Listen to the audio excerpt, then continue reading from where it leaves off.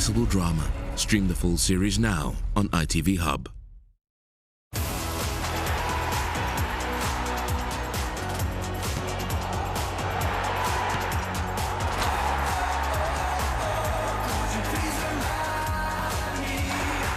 The English Football League highlights starts Saturday at 9 on ITV4 and ITV Hub.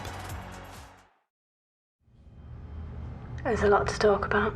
I'm just wondering if you've had some help. So you mean, did I cheat? She set me up, Adam. She's clever. She scares me. Why would she do any of the things that you're saying? You are still not convinced that we got the right one, are you? Cheat. All episodes streaming now on ITV Hub. Now here with all the latest headlines, it's the ITV News.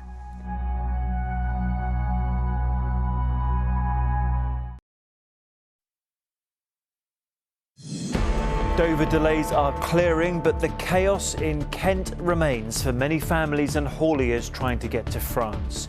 200 miles of traffic has now been dispatched across the channel, but the roads are still gridlocked and holidays still missed. How long has this journey been? So far, 7 hours. 7 hours? 7 hours, yeah. We got the worst part, which is these last 2 miles. Also tonight, 24 hours before a report into claims of racism in Scottish cricket, the entire board quits. California burning. A state of emergency is declared as fires rage close to Yosemite National Park. And 2 days to go, England's Lionesses say they're ready for Sweden in the semis. It still feels fake. I can't believe it really happened. But yeah, it's a mad one because you want to celebrate it and you want to enjoy it, but at the same time, we're not done yet.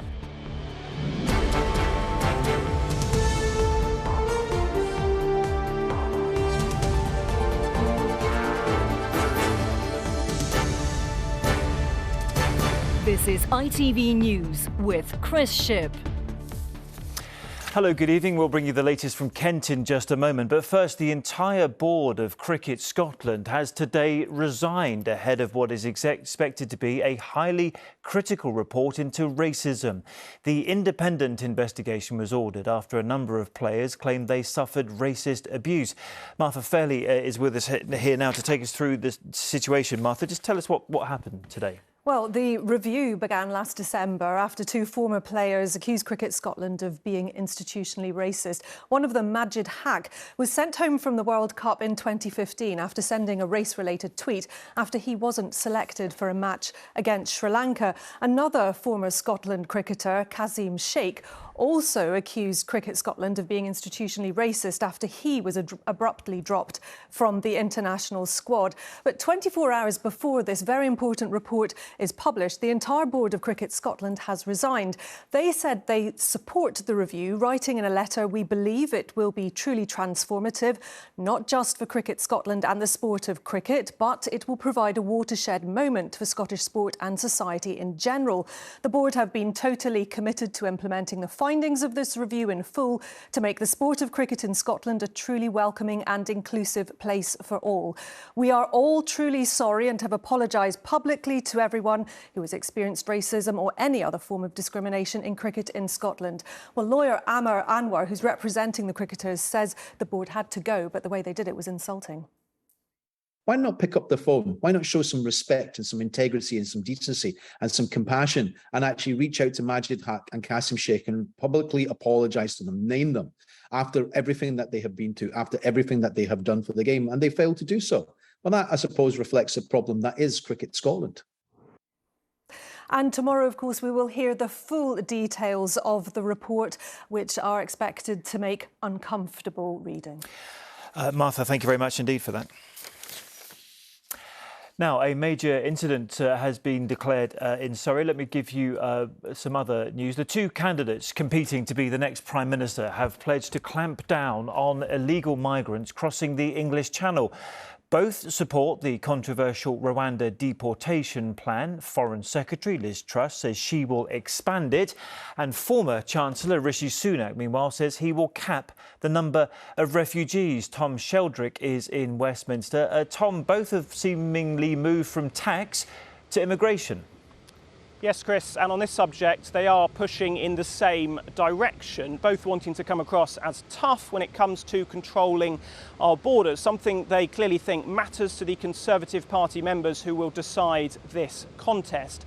Rishi Sunak met some of them this afternoon in Cheshire. The former Chancellor is pledging, as you say, to introduce a cap on the number of refugees the UK accepts each year. He says that will be set by Parliament, and he isn't putting forward any figures yet. He's also been talking about potentially withholding aid payments from any country that refuses to accept the return of asylum seekers whose claims have failed here.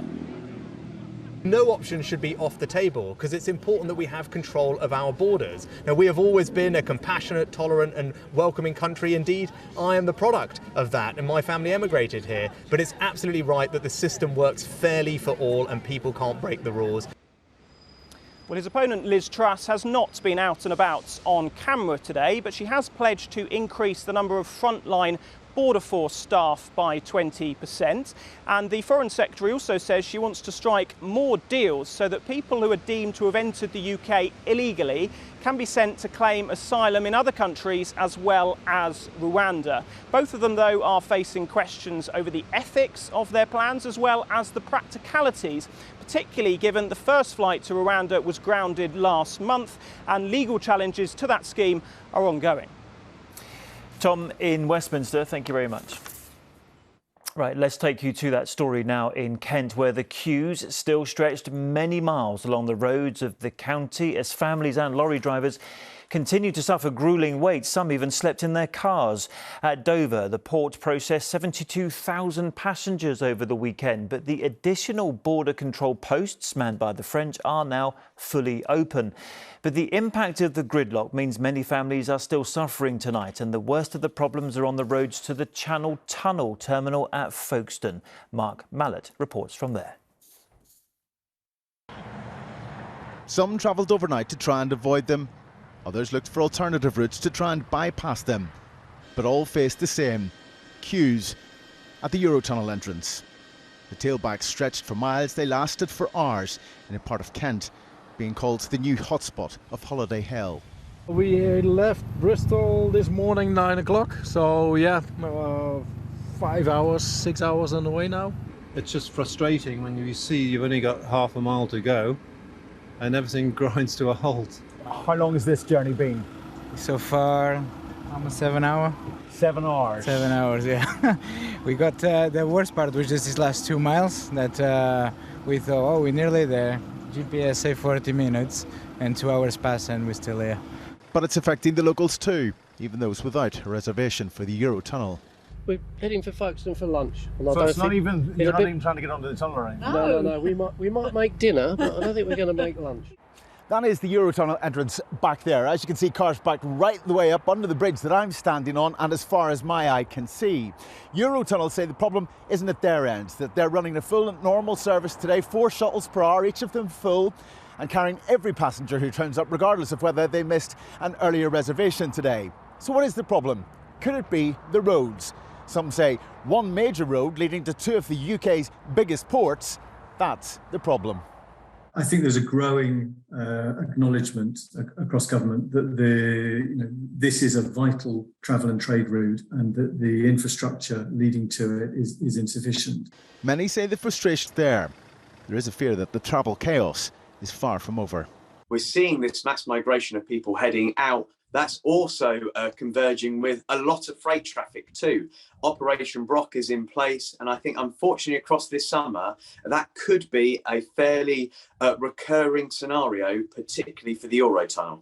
For Brits travelling abroad this year, whether by plane, train, automobile or boat, it seems the holiday will get off to a slow start. Mark Mallet, ITV News.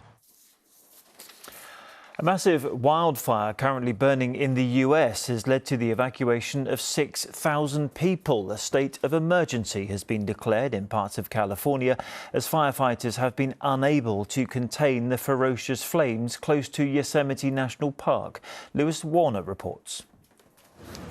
Edging closer and closer, this wildfire now threatens the famous Yosemite National Park, California's firefighting hand. Almost 10,000 acres have already burned. So far, more than 6,000 people have been evacuated and 10 homes have been destroyed. They came by about 15-20 minutes ago and told us that everybody's got to go. About 4 o'clock, the power went out, and the fire's been coming towards us faster and faster.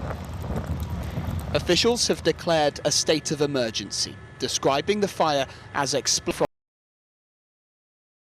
from the ground and the air, with scheduled water drops every 45 minutes. But fallen trees are getting in the way, slowing the efforts of firefighters on the ground. We currently have 403 personnel assigned to the fire, and we're getting in more resources. We're the top priority fire in the state right now. We're optimistic that we have great crews there on the ground, and then with the support with the aircraft that will make some progress with this fire. Deadlier wildfires in recent years. Climate change has made this environment much warmer and drier. The fire is not expected to be completely contained until at some point next week, with this turning out to be a sadly predictable start to California's wildfire season. Lewis Warner, ITV News. Here, and England's Lionesses say they are prepared for what could be an historic moment on Tuesday when they play Sweden in the semi-final of the Euros. The team is looking to reach its first major final. Helen Keenan is at the team's base camp in southwest London. And Helen, the team's been speaking about the semis in the last couple of hours, haven't they? Yes, well, we're just 2 days away now from that semi-final, and both the excitement and the quarter-finals in that dramatic 2-1 win this week. And it wasn't easy for England. It was a late win. They had to change tactics partway.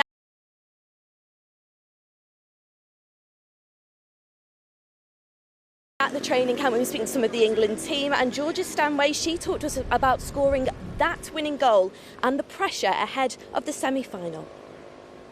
It still feels fake. I can't believe it. We're not done yet. It means nothing really. But yeah, we're just happy to be in the semi-final and able to push on. England will next take on Sweden in the Euros. Now, the Lionesses have never won a major tournament in their history, but the team tell me they're taking each game as it comes, and they're hopeful they could reach. And not getting too ahead of ourselves. So obviously, Tuesday is a big game, but I think sticking to our process, and that's what we've done the whole tournament, is just focusing on each game and get the win that way. Well, England are going into the game as favourites, so who knows, it might mean football is finally coming home for England. Well, we'll know for definite ahead of the game on Tuesday. Sorry, at the end of the game on Tuesday. Let's wish them all the best. Indeed, we do. Helen, thank you very much indeed. OK, Formula One now, and there was drama at the French Grand Prix today. Ferrari in the race. It was a much better day, however, for the Brits, with 2 drivers making the podium. Chris Scudder was watching. It was so hot on the track, they were almost cooking. And a sizzling start from Lewis Hamilton in his 300th Grand Prix, instantly overtaking Sergio Perez. Suffering from overheating. And within moments, the leader Charles Leclerc made a mistake and crashed out of the race. Verstappen out in front, and another Brit, George Russell, battling for a podium place with Sergio Perez. But Russell had the last laugh, overtaking his man and finishing third. It's the French Grand Prix! Hamilton, in his landmark 300th race, took a seat podium alongside the World Championship leader. Finally tonight, it's nearly a year since Gouda Loud singer Sarah Harding passed away from breast cancer. Today, her bandmates Cheryl, Nadine Coyle and Nicola Roberts joined fans and supporters in London's Hyde Park for a charity race to celebrate her life. Kimberly Walsh wasn't able to. And that's it. I'm back with the late news at 10. Until then, good evening.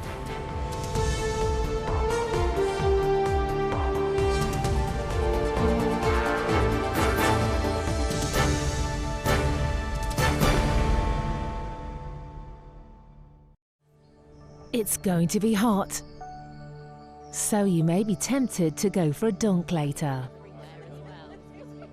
Heinz Garlic Sauce sponsors ITV National Weather.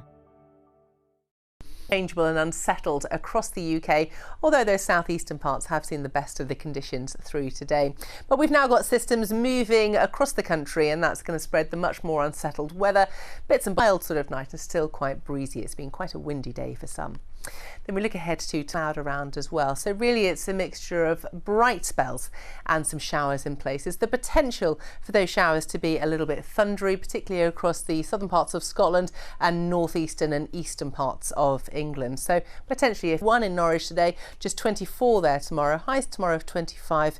Cooler the further north and west you go. See you later. Heinz Garlic Sauce sponsors ITV National Weather. How often do you think about death on an average day? Once or twice.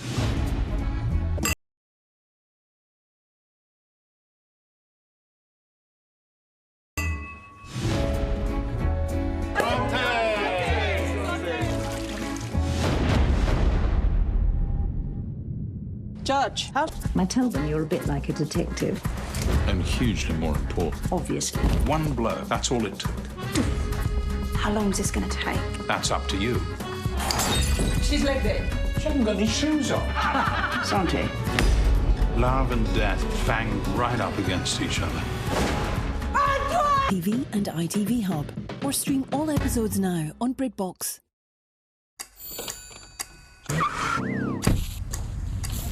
I'll leave that one for you to work out, shall I? For every case, Stop, please! There's one solution.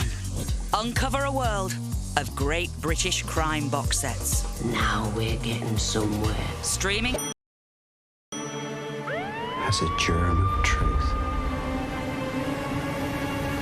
How did I miss that? Let's start from the beginning. No prints, no DNA, no evidence. So he was stabbed in front of everyone, and no one saw a thing. A new season of Mysteries, MacDonald and Dodds. Watch now on ITV Hub. Now the headlines where you are. It's the ITV News.